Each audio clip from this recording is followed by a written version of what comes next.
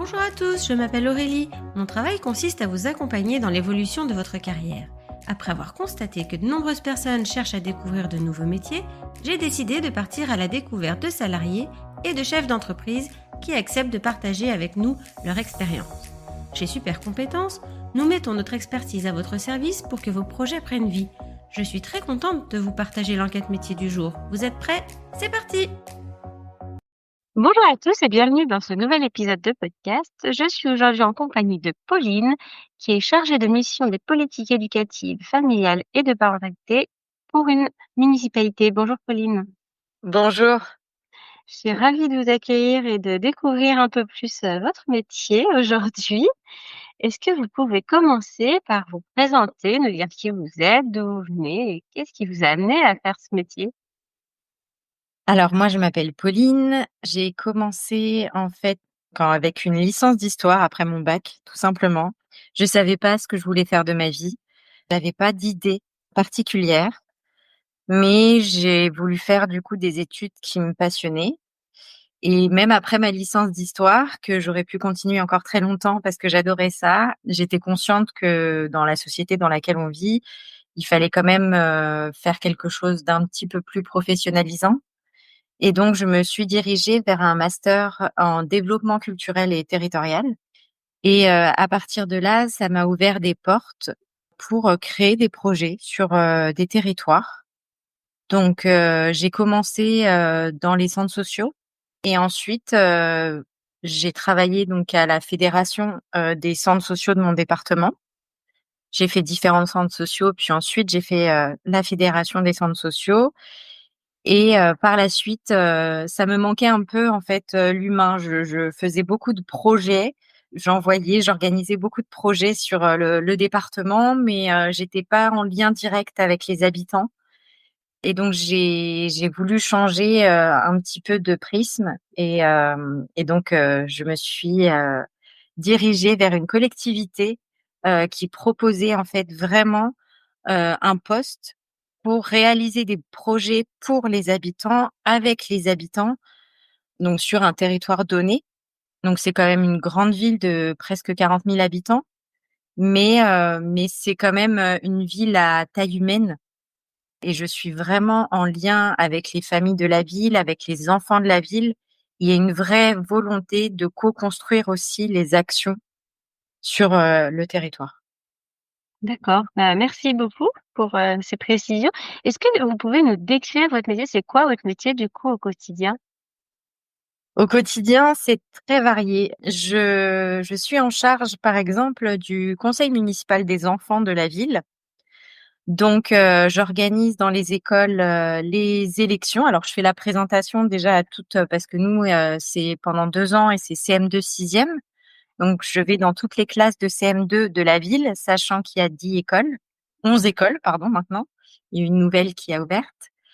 Donc voilà, je fais toutes les classes de CM2 où je présente du coup le conseil municipal des enfants. Ensuite, j'organise avec les écoles leur élection et puis ensuite quand on a tous les enfants donc au conseil municipal, j'organise avec eux des groupes de travail, des animations, des actions, des projets qu'ils votent eux-mêmes et tout ça en lien aussi avec les services de la ville.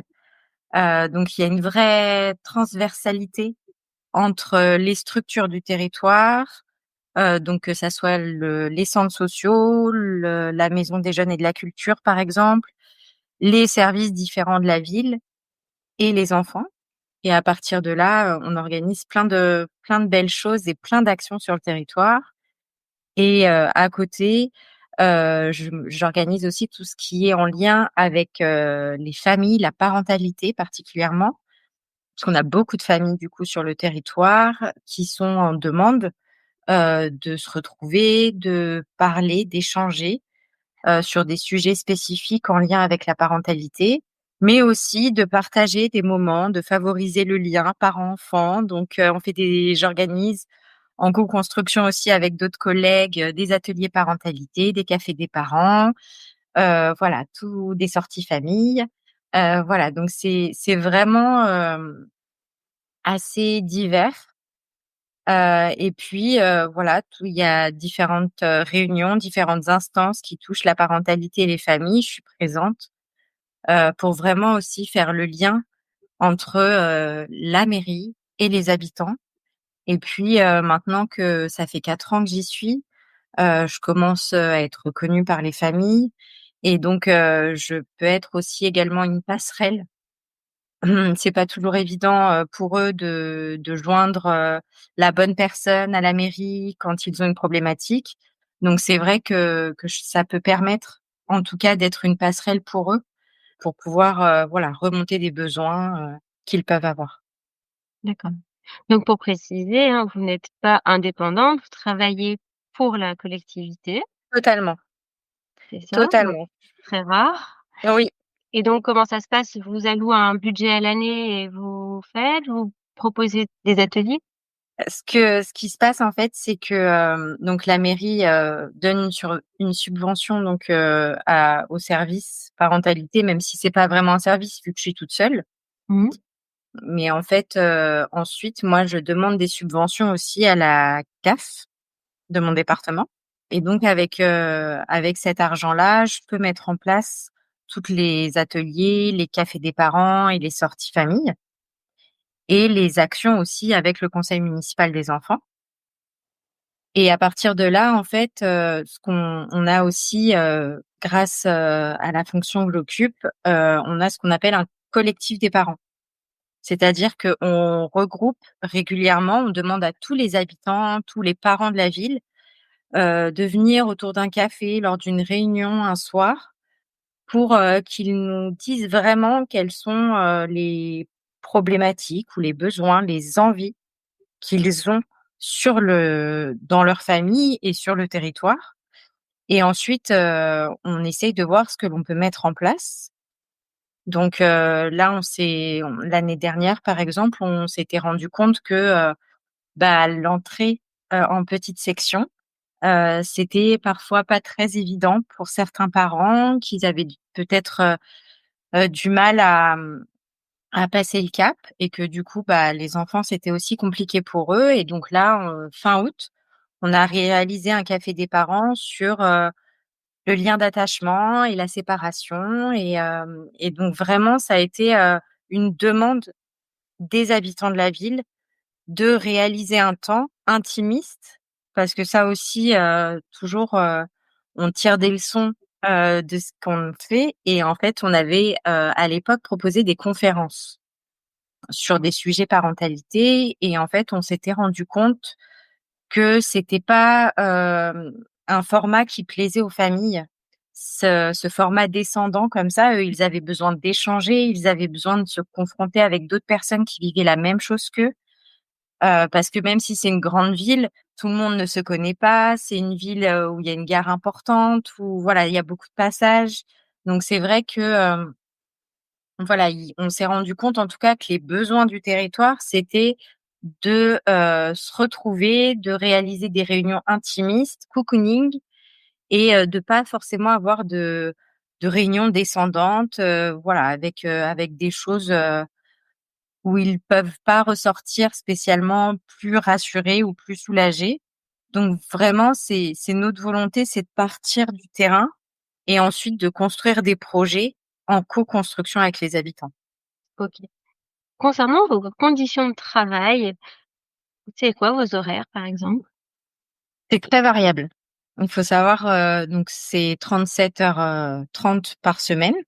Enfin moi personnellement, j'organise mon planning, un petit peu, comme c'est possible, dans le sens où, on peut arriver jusqu'à 9h30 au travail. On peut arriver à être de 7h30 à 9h30 au travail et repartir de 16h30 à 19h. Et après, on gère notre travail et notre charge de travail comme on le souhaite. C'est une vraie chance parce que, ça permet aussi de jongler avec sa vie, personnelle.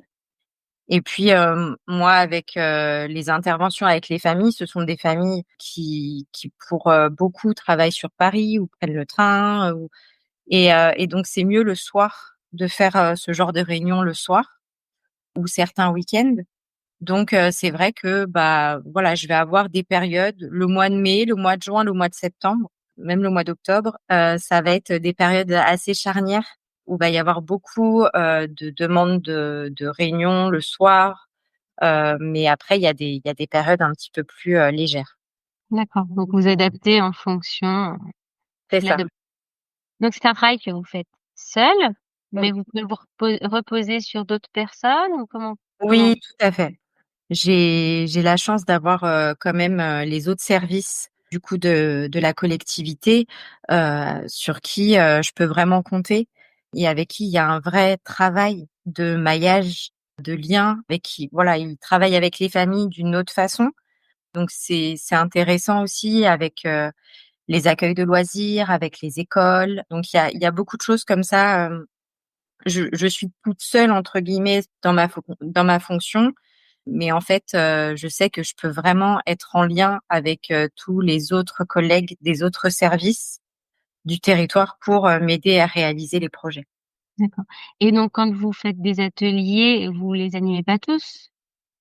Alors non, par exemple, le café des parents, on a toujours, selon la thématique proposée par les habitants, un expert de cette thématique qui vient durant ce café des parents. Et l'objectif, enfin, j'explique toujours en fait aux intervenants que l'objectif, c'est vraiment de libérer la parole, mais que c'est pas. Donc ils vont se présenter au début du café des parents, ça va durer une petite demi-heure. Ils vont expliquer leur parcours, comment ils voient les choses, et après, c'est vraiment de laisser la parole aux parents présents. C'est un gage de qualité aussi pour les parents qu'il y ait une personne experte sur le sujet qui soit présente sans jugement, avec bienveillance et bien leur dire que ce qui se dit en fait, lors de ces temps reste dans ces temps. D'accord. Donc voilà. Et c'est vous qui les cherchez, les Oui, intervenants extérieurs? c'est ça. Donc je suis en charge vraiment de récolter, voilà, dès que j'ai une thématique, de chercher vraiment la personne la plus adéquate pour répondre et pour présenter et animer en fait, du coup ce temps. Mon objectif aussi, c'est de toujours, avoir un intervenant du territoire pour qu'ensuite, si les parents le souhaitent, ils puissent retourner voir cette personne, que ça soit une psychologue, une sophrologue, une infirmière, enfin voilà, que vraiment, qu'ils puissent ensuite, s'ils le souhaitent, se retourner vers cette personne. Pas prendre une personne, voilà, du sud de la France parce que je suis dans le nord ou voilà, de trop loin parce que, voilà, c'est une ressource importante, qui peut servir, pour les habitants. Quelles sont les compétences nécessaires pour faire votre travail? Je pense que la polyvalence, c'est assez important, le relationnel, la sociabilité. Je suis parfois sur, vraiment différents dossiers en même temps et faut pas se laisser déborder par la charge de travail et bien scinder en fait, les choses. Pas commencer un dossier et le finir à la hâte, parce que, voilà et pour passer à un autre dossier. Voilà, savoir le mettre en attente, passer à un autre, enfin être vraiment dans cette, faculté de pouvoir, switcher de l'un à l'autre sans se perdre. Puis c'est vraiment ce côté relationnel, je travaille avec beaucoup de personnes différentes. Donc c'est important aussi d'être, dans cette bienveillance et puis, quand je suis au travail, je suis pas Pauline, je suis la mairie. Je pense que le dynamisme aussi, et puis le sens, enfin, c'est vraiment, se rendre compte en fait que ce qu'on fait, ça a du sens. Même si on n'a pas l'impression parfois, voilà, dans certains cafés des parents et il y a 5 parents. On a l'impression des fois que c'est énergivore pour, 5 parents. Et en fait, ça a du sens quand même parce que c'est pas que 5 parents, c'est plus 5 parents, en fait. C'est ça.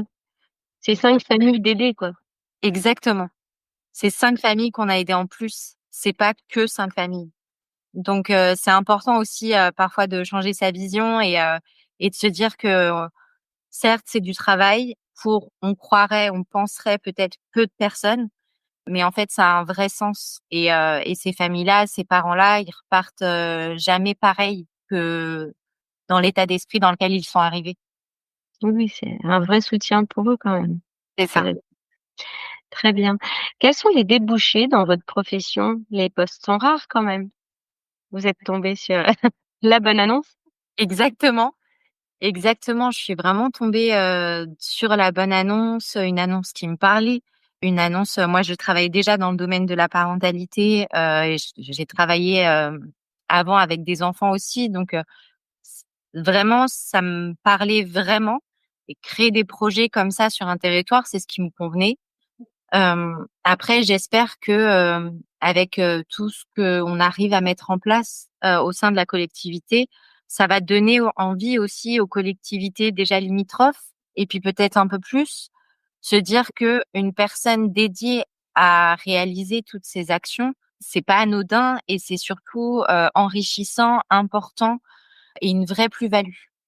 Et donc, après, tout est possible et il y a plein de choses à faire et je sais qu'il y a on peut modeler, les missions de la fonction. Voilà, ça peut être autre chose. Je sais que dans une autre ville à côté, il y a une personne qui est directrice de centre et en même temps qui est en charge du conseil municipal des enfants. Donc, voilà, tout est possible, mais c'est vrai qu'il faut se donner les moyens aussi de pouvoir, avoir, une personne à part entière dédiée aux habitants et surtout aux familles du territoire pour pouvoir vraiment répondre à leurs attentes et leurs besoins dans un délai aussi. Parce que souvent, le temps que l'information remonte, le temps qu'on en discute, le temps que ça se mette en place, quand l'information redescend, elle est plus d'actualité, en fait et ça permet aussi vraiment, de gagner du temps. C'est peut-être un métier plutôt en devenir, comme ça, Je plutôt que pense.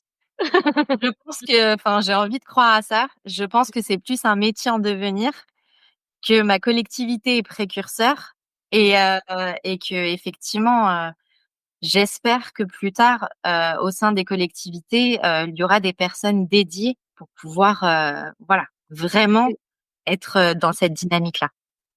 que vous pensez qu'il y a des possibilités d'évolution? Je pense qu'après on peut moi je suis chargée de mission. Après on peut peut-être devenir, chef de service. Hem, Oui, le j'ai service pas peut grandir, il peut y avoir d'autres Voilà, le personnes. service peut grandir et on peut après avoir, plusieurs personnes dans le même service pour la même cause, et du coup faire des choses encore plus importantes et plus régulières. Je pense qu'il y a possibilité en tout cas de réaliser ce genre de choses. Après, c'est pas dans mes mains, mais mais en tout cas oui. Oui, oui, il y a des possibilités que de s'agrandir de cette façon-là. Est-ce qu'il y a un parcours, spécifique pour parvenir à faire ce métier? Alors moi, j'étais pas au courant, mais c'est vrai que, j'ai d'autres collègues qui travaillent notamment avec les associations, qui ont travaillé, sur les Jeux olympiques, par exemple, qui ont réalisé le même master que moi. Donc vraiment ce master en développement culturel et territorial, il peut vraiment ouvrir des portes, que ça soit le sport, que ça soit, le social, que ça soit, du coup, plus, l'éducation. Ce master-là, il ouvre des portes qui permettent de travailler autant, dans le privé que dans le public, autant dans le sport que dans le social, que dans l'éducation. L'essence est la même, c'est de réaliser des projets avec et pour les habitants d'un territoire. OK. Quel conseil vous pourriez donner à une personne qui souhaite s'orienter dans ce métier? Faut faire preuve, je pense, de réactivité, de discipline. Comme je le disais tout à l'heure, il faut savoir bien cliver aussi les différents dossiers sur lesquels on travaille. Et je pense que des fois, on commence à mettre des choses en place et puis pour telle ou telle raison, indépendant de notre volonté, comme dans la vie en général, le projet ne peut pas se mettre, en place et il n'est pas réalisé et il faut avoir aussi ce recul et de se dire que, c'est OK en fait, il a pas pu se mettre en place, c'est pour une raison, que c'est je vous parlais des conférences par exemple, tout à l'heure.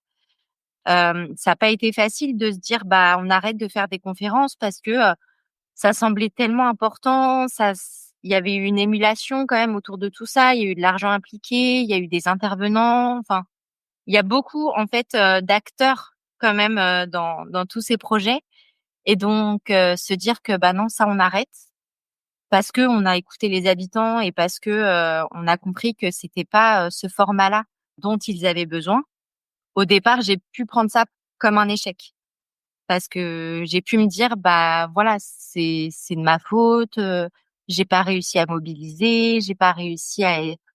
Et en fait avec le temps et les années, on se rend compte que on n'est pas, c'est pas notre faute. C'est pas on n'est pas maître de tout.